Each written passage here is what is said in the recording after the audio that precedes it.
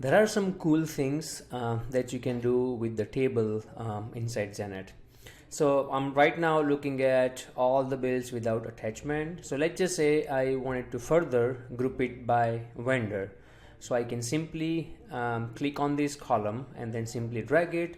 So now all my transactions will be grouped by vendor. I mean, if you also wanted to add further group, I mean, you can also say that, hey, I wanted to add account here, and you can also do that way as well, right?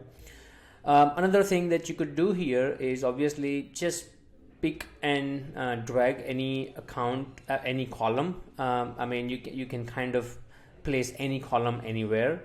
If you wanted to sort the column values, just click on it and you'll be able to sort it as well.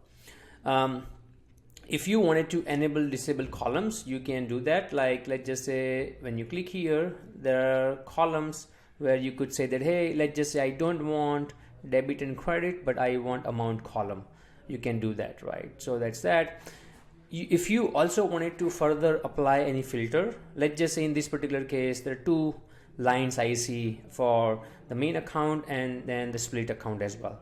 But let's just say I don't really want to see this accounts payable line. Here I can click here on filter. I can say I don't want to see accounts payable line, and I can do that as well.